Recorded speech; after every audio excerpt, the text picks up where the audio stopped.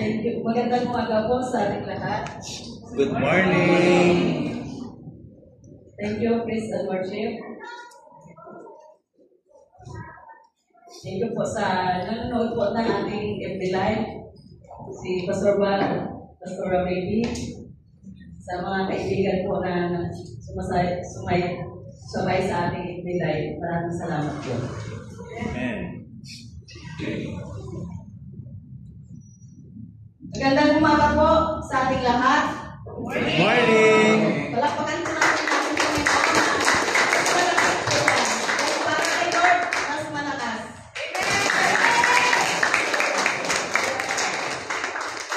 Salamat po sa buhay ng bawat isa na nandito. Diba po? Diba? Yung mga dito, mga kapatiran, bakit nandito po kayo ngayon? Siyempre, magkama tayo. Diba? Pinili tayo ng Panginoon kahit mayroon tayong ginagawa, pero andito po natin, inuna po natin ang Panginoon sa ating buhay. Diba po? Salamat po. Sino po alaala ng last Sunday na preaching ni Pastor Danny po? Ano yung title po ng preaching ni Pastor Danny nung last Sunday po? Walang nakaalala po.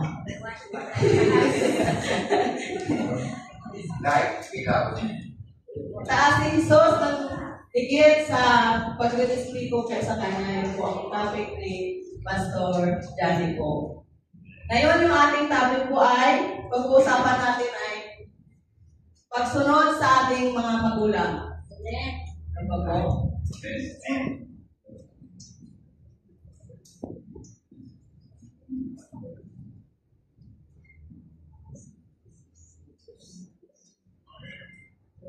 Sa makikita po natin ito sa episode chapter 6 verse 1 to 3 ay nagbigay din sa kahalagahan ng pagsunod at paggalang ng mga anak sa kanilang mga magulang. Ay tinampok ito bilang isang tama at itinalagang prinsipyo ng Diyos. Ang talatang ito ay nangangailangan ng pagsunod sa Panginoon. Ibig sabihin, ang mga bata ay dapat sumunod sa kanilang mga magulang bilang isang gawa ng pagsunod sa Diyos. Yes. Diba po? Amen po? Inuugnay din ng talata ang pagsunod sa isang pangako ng pagpapala sa nagmumungkahi na ang mga gumagalang sa kanilang mga magulang ay makakaranas ng magagandang resulta sa buhay. Kung sumunod tayo sa Diyos, magandang resulta sa ating buhay, di ba po? Mga bata po dyan, di ba po?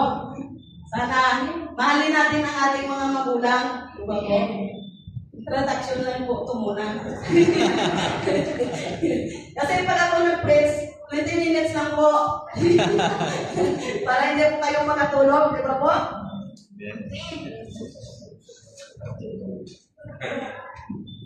Sige po, kumayo tayo at manalangin po tayo bago tayo magsimula. Sige po natin ating mga mata. Ang pagpalang Diyos sa pagharap namin ngayon sa iyo upang pag-uusapan ang mahalagang bagay. Hinihiling namin ang iyong patnubay at karunungan. Ikaw ang pinagmumulan ng lahat na kaalaman at pag-unawa. Sa makatuwid, hinahanap namin ang iyong direksyon sa aming proseso ng paggawa ng desisyon.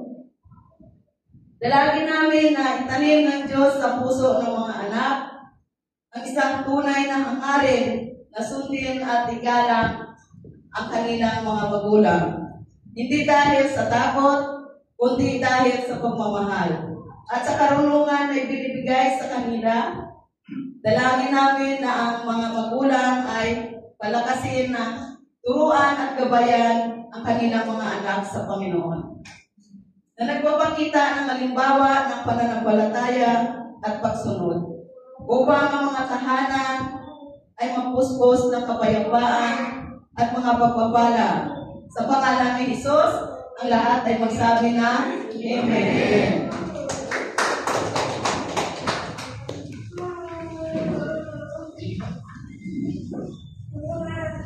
Sinsya na po kayo sa boses ko po kasi 3 araw po ako nakahiga. Pero sa tulong ng Panginoon, dito po ako sa harap niyo na ipahayag ang kanyang salita. Amen. Dahil wala akong mahirap. Kahit ano nararamdaman natin, andito po tayo sa ating bahay-sambahan para sama-sama po tayo makinig ng kanyang salita. Amen.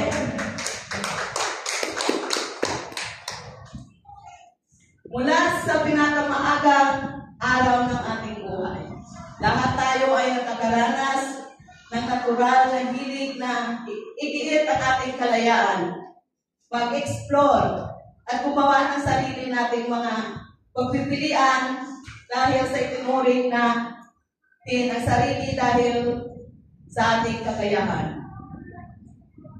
Bahagi ito sa paglaki ng pag-aaral kung sino tayo at may mga trabaho na tayo. Ngunit ano ang mangyayari kapag ang hangarin iyon para sa kalayaan ay sumalungat autoridad ng mga mamahal at gumagabay sa atin. Particular sa ating mga magulang.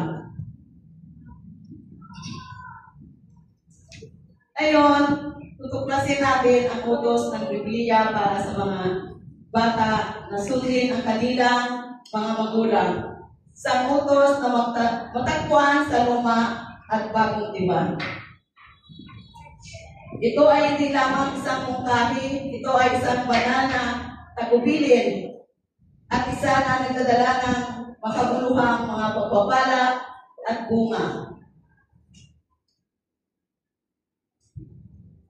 Suriin natin kung bakit inuutusan ng Diyos ang mga bata na sundin ang kanilang mga magulang at kung ano ang kahulugan nito para sa atin bilang mga individual at bilang komunidad.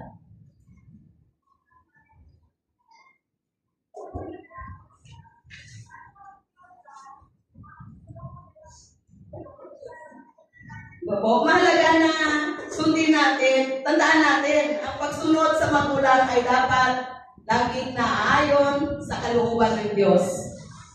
Kung ang utos ng magulang ay salungat sa mga aral at utos ng Diyos, ang pagsunod sa Diyos ang dapat na maging prioridad. Di ba po? Kailangan yung salita ng Diyos, yun po ang nasa puso po natin natin.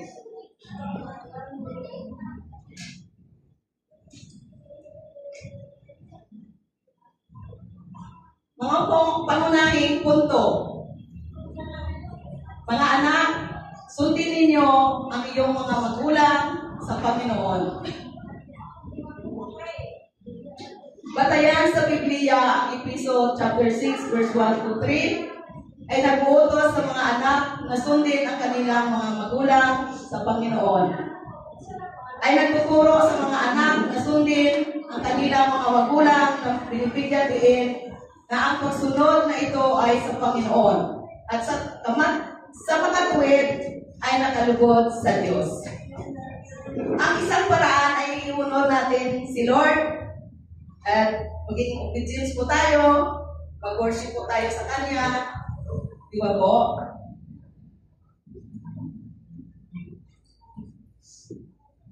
Itinampok nito ang utos na igalang ang mga magulang bilang isang mahalagang alituntunin para sa isang kasiyasiyang buhay na nagmumungkahi na ang pagsunod ay nagdudulot ng mga pagpapala at mahabang buhay.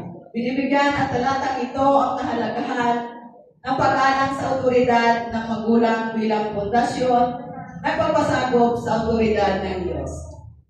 Diba? Tayong mga bata, sundin po natin ang ating magulang. Diba po? Kasi sila po ang nagpalaki sa atin. Dapat sa buong bahay, sa buong tahanan natin, sama-sama po tayo na maging masaya. Igalang natin sila pag-respeto sa kanila, di ba po? Tama po? Kasi kung wala po sila, tama po, tatay, wala din po tayong mga anak. Di ba po? Kasi kahit nagtrabaho tayo, or siyempre ang magulang, pag wala tayong ginagawang mali, hindi tayo magpagalitan, di ba po?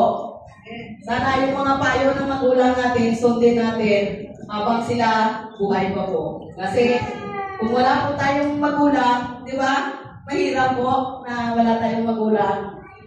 Gagawa po tayo ng paraan na igalang at irespeto ang ating magulang. Di ba po? Kasi nakakakalugod sa Diyos ang ating ginagawa pag narespeto natin ang ating mga magulang. Ganon din po hindi na sa mga magulang po natin.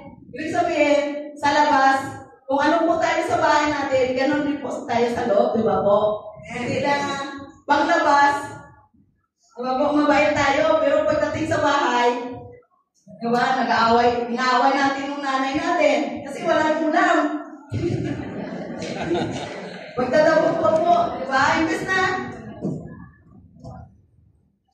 mag-bless sa ating nanay at tanungin, pero ano po yung ginagawa natin?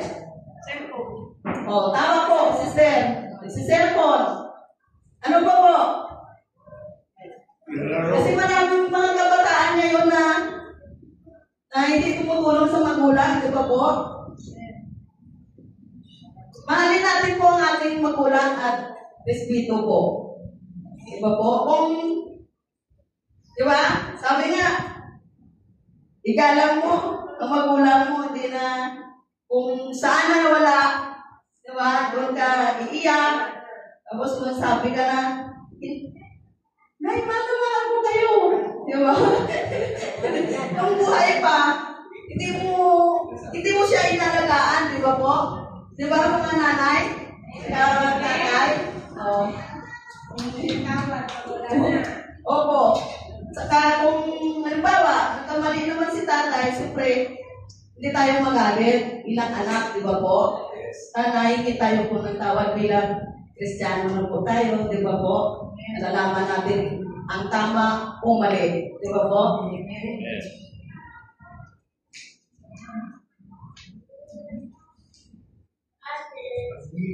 Binibigyan din ng parira lang ito na pagsunod sa mga magulang ay hindi lamang isang sosyal na kombinasyon, kundi isang spiritual na prinsipyo na konektado sa kalooban ng Diyos. Diba? Ang mga gawain natin, nagkukonektado tayo sa Panginoon, di ba po? Kasi kung wala ang Panginoon sa buhay natin, yung mga gagawin natin, hindi natin alam, di ba po? Kung wala ang Panginoon sa buhay natin. Diba? Ganon din mong mga bata, kailangan ang Panginoon nakaprotektado sa ating puso. Para kung may galit naman tayo, madali tayo magpatawad. Diba po?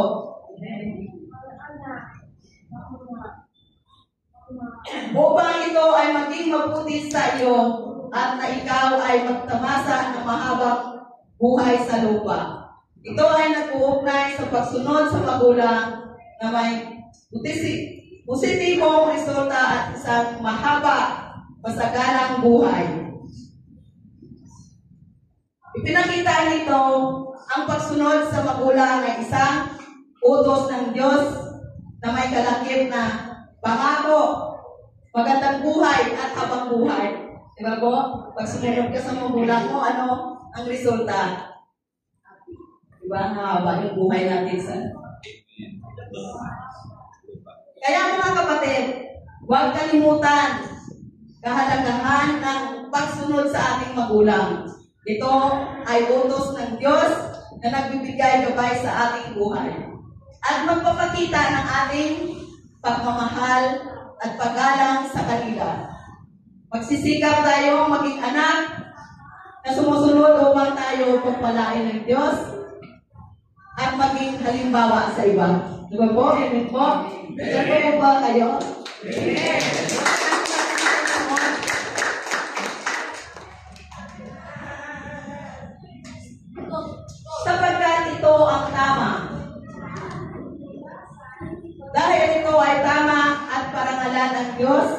Ito ang magpapatibay sa likas na kabutihan at katwiran ng pagsunod sa mga magulang. Higit pa sa pagsunod, ang pagsunod ay dapat na kaaktiban ng paggalang, pagpipitagan at pagmamahal sa mga magulang. Di ba po? Nakakalugod sa Panginoon ang pagsunod sa mga magulang ay nakakalugod sa Diyos dahil ito ay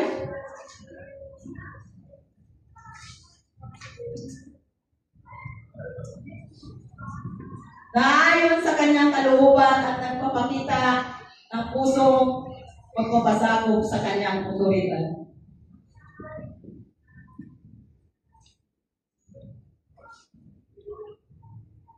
Diba tayo, yung diba? Yung pagsunod, diba? Alam mo na hindi pwede tumawid, diba? Tatawid ka ba? Ano mangyari sa atin? Kapatingin nyo po, anong mangyayari sa atin? Nakasign na hindi tayo pwede tumawid. Diba? Ano mangyari sa atin? Tumawid tayo. So, mamamatay tayo kasi pinagbawalan na hindi tatawid. Ibig sabihin, hindi tayo sumusunod. Di ba po? Huli tayo ng iwi. Ano kayo? Hindi eh. Di ba po? Ganon din po sa pag nagdadrive po tayo. Di ba? Nakita na natin na stop, pero dire-diretso pa rin po tayo. Di ba? May pagsunod pa tayo? Wala. Tama. Ganon din po sa Diyos pag may inutos. Diba? Susundin po natin. Diba? Kasi nakakalugod sa Panginoon ang magandang ginagawa natin.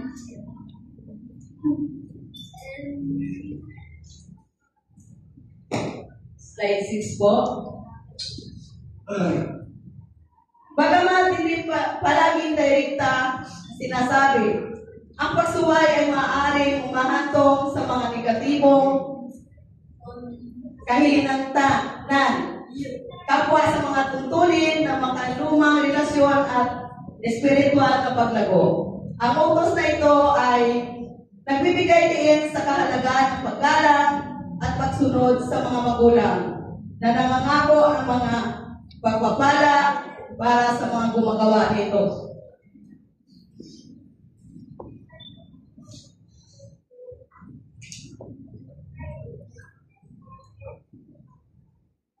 Slide 7 po. Pag-aaral ng sumunod sa Diyos. Ang pagsunod sa mga magulang ay isang lugar ng pagsasanay para sa matuto, sumunod sa mga utos at kalooban ng Diyos. Mahalaga ang saloobin. Ang pagsunod ay dapat na masaya, kaagad, at taos-puso, hindi sama ng loob o may masamang ugali. So po, amen po. Dapat ang pagsunod natin, masaya po tayo. Hindi na masama yung loob natin, di ba? Di ba, meron tayong senior pastor dito, may head pastor po tayo, may mga leaders po tayo. Di ba po? Pag inutusan tayo, sumunod po tayo, di ba po? Kasi pag sumunod tayo, kalugod-lugod sa Panginoon. Di ba po, mga kapatid? Di ba po? Kasi, hindi lang tayo sa magulang eh. Di ba po? Gusto ba namin tatay tayo sa QTC? Kung hindi tayo sumunod, di ba po, anong mangyayari sa atin? Ganun rin po sa magulang natin pag hindi tayo sumunod. Parang lumaki tayo na hindi tayo tinuturuan ng ating mga magulang. Di ba po, mga bata ko dyan? Palakpakan po natin ito yung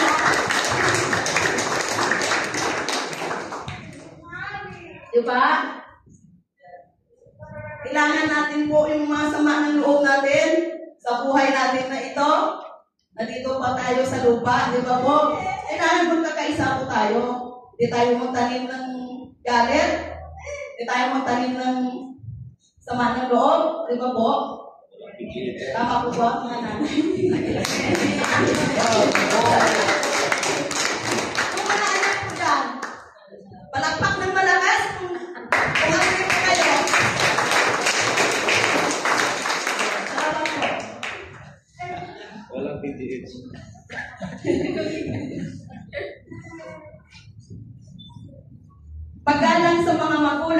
kasama rin ang paggalang sa magulang, ang paggalang sa kanilang mga kagustuhan, paghingi ng payo sa kanila, at pag-iwas sa pagrereklamo tungkol sa kanila. Yung mga bata ba,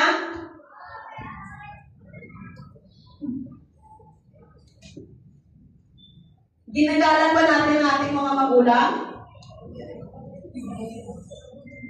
Walang sumasagot po. Sana pag inutusan po tayo ng ating mga magulang, sumunod po tayo kasi ang magulang, walang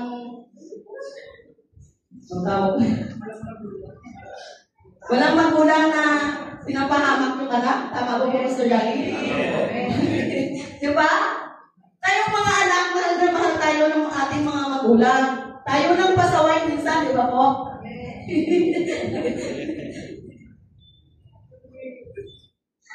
Tungkol sa kanyang buhay experience ko po. Di ba po?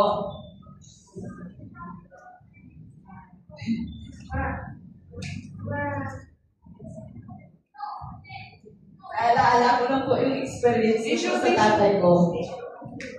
Totoong buhay ko to. Nung bata-bata pa ako, bumili po ako ng lupa, bumili po ako ng pinatayuan po ng bahay. Nung pumunta ako ng Maynila, sa mga kapatid, parang sa mga breadwinner ba? Gano'n? Pero hindi pa po ako Christian noon. Pero natuto po ako na igalang po ang nanay ko at saka tatay. Dahil kung pumunta ako sa pinapastor, yung tinanggap ko ang Panginoon sa puso ko. Nung nawala yung nanay ko, short ano na lang po. Yung tatay ko parang na-depress po siya. Yung lahat po yun, bininta, yung sa loob ng bahay. Tapos, ang bumibili naman po, yung kapatid ng tatay ko. Yun po. Tapos, nung inunti-unti ng tatay ko binibinta, tumawag ng isang kapatid ko na, umuwi muna ako, sabi ko. Hindi na, sabi ko gano'n, sabi ko, hayaan mo na lang, sabi ko gano'n. Naubos na, pati bubong po, pati lupa, nawala na po lahat. Siyempre, bilang, di ba po, sabihin natin na Kristiyano tayo, pero minsan masakit po sa loob po. Pero madali lang na pinatawad ko po ang aking tatay. Hindi po ako sumama ang loob ko, hindi po ako nagagalit sa kanya. Tumatawag pa rin sa akin, pero hindi ko inano na nadidip ko din yan na nagalit ako. Siyempre lahat po wala na po yun. Siyempre, sakit kung pinaghirapan, di ba po? Alam niyo po yun na gusto mo iiyak, pero may tatay po ako, si Pastor Val, si Pastor Robibe. Yun po ang bumabay sa akin, lalo na po ang Panginoon na madali po ako ng patawad, hindi po ako nagtanim ng galit. Di ba po? Kasi sabi ko naman, alam niyo po kung ano po ginawa ko sa pagminta, binili niya po ng anak. Opo, yun po yung ginawa ng tatay ko. Doon po lahat yung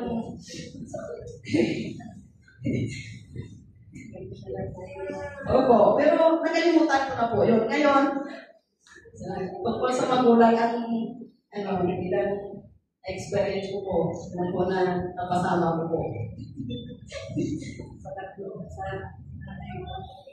Di ba po?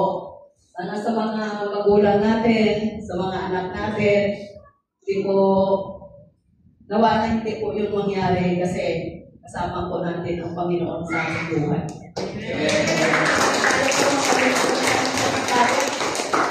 Diba? Magulang pa rin natin po yun. Diba po? Habang nandyan yung ating nanay, dyan ang ating tatay, mahalin po natin siya.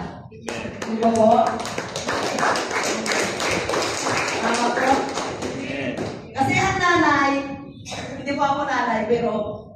Ang dami ko pong inalagaan mga pamangkin ko po.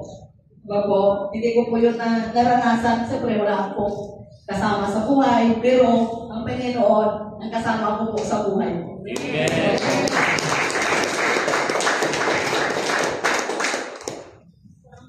Tanong ko po mga kapatid, kung kayo iyon mga kapatid, ano ang gagawin niyo po? So po, kailangan natin huwag magtanim ng galit. So po, Amen. mga nanay, mga tatay, di ba po?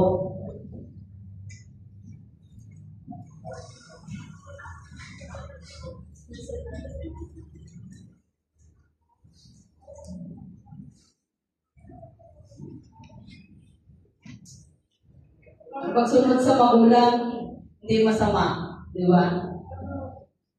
Pag sumunod tayo sa magulang natin, di ba, pinagpapala tayo ng Panginoon, Amen. kalugod-lugod sa Kanya. Di ba?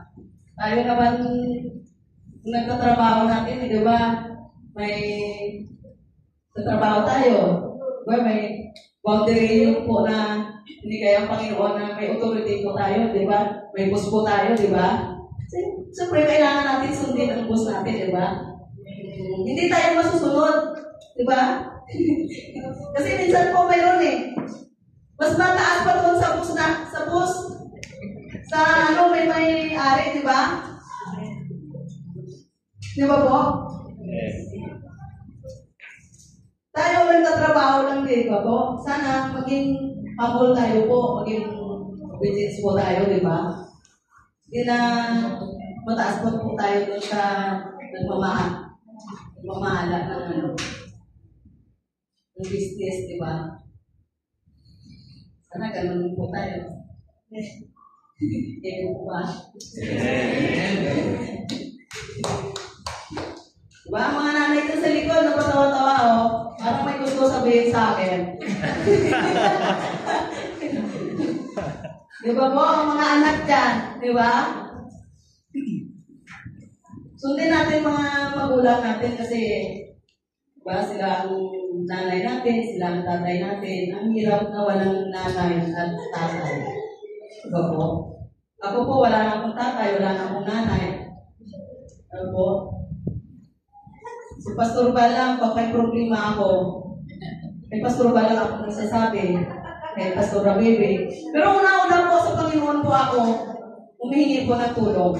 Di ba po? Hindi naman natin po magawa eh, kung tayo lang po eh. Kailangan kasama po natin ang Panginoon sa buhay po natin. Di ba po? Mga kapatid? Ito po, kaya makakasama ng Panginoon.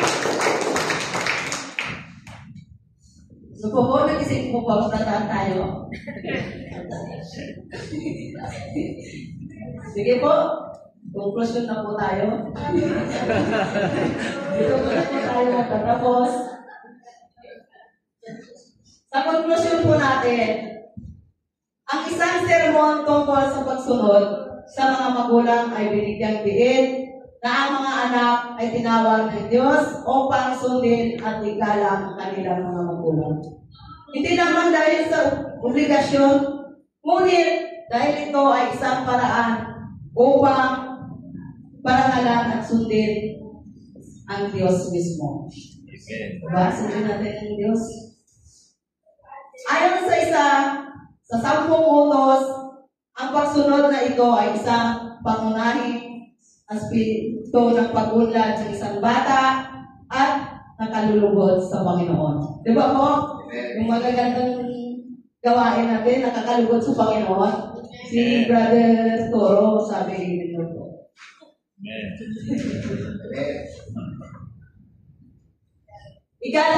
Igalan mo ang iyong ama at ang iyong ina upang ang inyong mga araw ay humaba sa lupain na ibinibigay sa iyo ng Panginoong mong Diyos.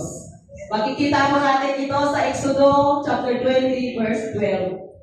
Pag-i-notes nyo na lang po para pagdating nyo mamaya, titingnan nyo po kung ano ba. Diba po? Nakatawa ang mga nanay po eh. Tumayo po tayo at manalangin.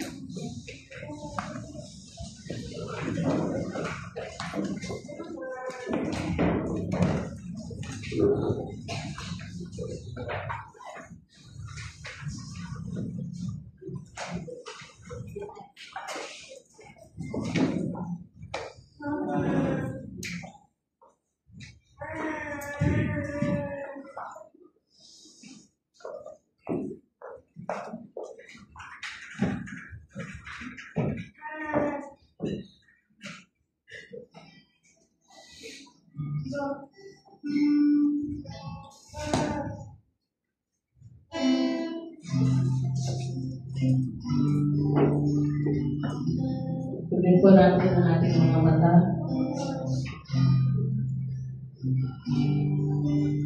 Hallelujah. Hallelujah. Salamat po sa araw na ito. Salamat po sa mensahe na narinig po natin sa mga oras na ito. Salamat, Panginoon. Salamat sa oras na magkasama at paalalahanan kami na unahin ang oras sa iyo.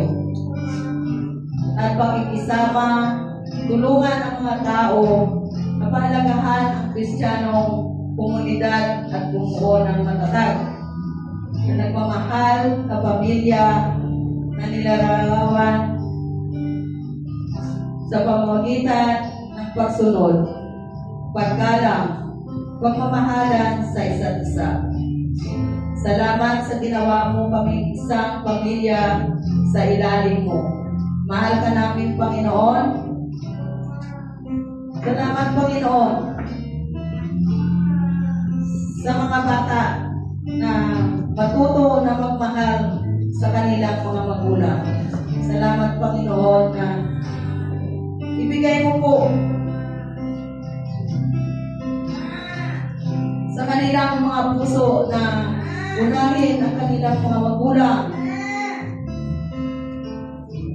sa paggalang at pagrespeto sa kanilang mga magulang. Salamat, Panginoon. Sa pangalan ni Jesus, ang lahat ay magsabi ng Amen.